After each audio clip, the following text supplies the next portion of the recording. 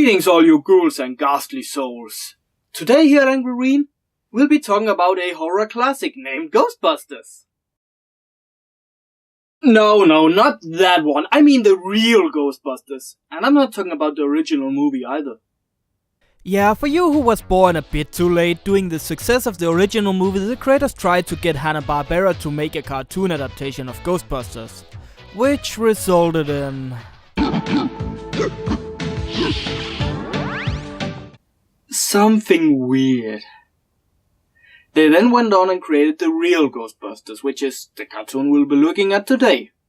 And seeing it surrounds ghosts and Halloween, what more fitting title could the special have other than When Halloween Was Forever? The episode starts out fitting enough with the Ghostbusters busting ghosts. Boy, this is tougher than I thought. And just like the movie, they have more trouble than they calculated. I never said that. Even if I said it, I never said it. By the way, that's Lorenzo Music playing Peter Venkman, which is a funny story since Bill Murray didn't want to voice Venkman in the show. Later he then voiced Garfield in the movies, where Lorenzo voiced Garfield in the animated show. I always look terrible on TV. Not wanting to watch the reruns of their failure, they try and see if Egon have any answers. Even though Egon is not much for talking, so they send Slimer over to annoy him. Okay, I'll talk. The ghost activity has been increasing the past 2 weeks and really took a dive when some ruins from Ireland came. 7th century Ireland. That's where Halloween started. We then cut to the museum late at night, where a couple of goblins, at least that's what I think they are, takes a look at this strange door ruin thing, and apparently releases what's ever inside. Some orange dude and a nice 80s song. So while we get a nice 80s tune, this orange dude turns items and relics into what I assume would be ghosts. And of course, these new ghosts caused havoc across town. We then cut to the Ghostbusters who's trying to build... a spectrum differentializer. A toaster. Huh? I think we should have a nice, long talk. Yeah, you do that. We then see Janine who, I have to say, looks better than I remember. She's handing out candy to trick-or-treaters until a pair of real ghosts appear, which the Ghostbusters hunt. While they're off ghost hunting, we now see the orange dude who is... my little ones. Actually having a nice sinister voice. Much to do to make sure that Halloween never ends. Oh my god, that is Pumpkin Face! That is actually Pumpkin Face!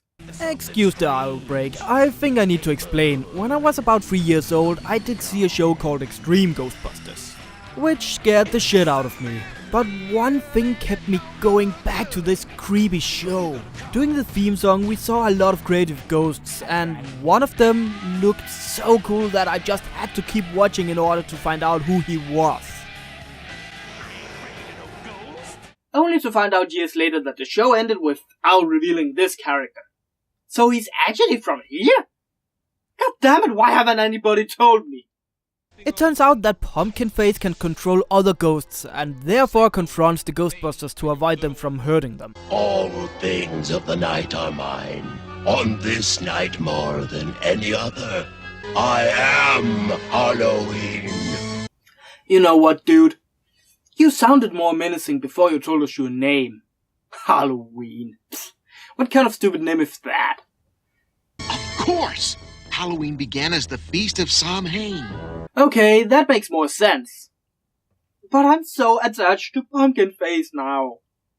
While they have this conversation, Egon figures out that Samhain really hates sunlight. It hates light. And therefore figures out a plan that... All we have to do is turn on all the lights in the city. That would weaken it enough to... Oh no! Okay, a new plan which involves... awesome music and the rest of the Ghostbusters stalling Samhain. Which leads to a clever scene I just realized. Can you see what that is?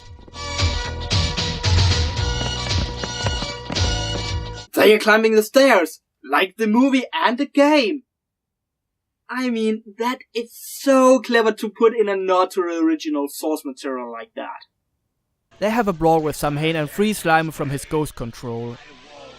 Yeah, he manages to catch Slimer. You know, it's times like this when I really like this job. And that's the episode, pretty much. The ending might hint a future visit from this guy, but I haven't seen much of this show, so who knows?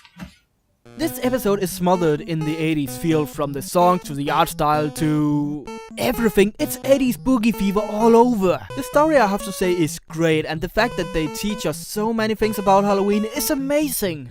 I never realized that Halloween originated from the 7th century Ireland. Before now. Jacob Tutu, you might learn some things as well about teaching others. The story as a whole is, as said, great. I like the villain, the voices are just the right cliche to make it work. If anything, it's too short. For once, I actually feel if this had been a two-parter, we could have gotten more development and deeper story. But it's 20 minutes of greatness nevertheless. I'm the Angrynator, and Angryween is coming to an end sooner than I realized.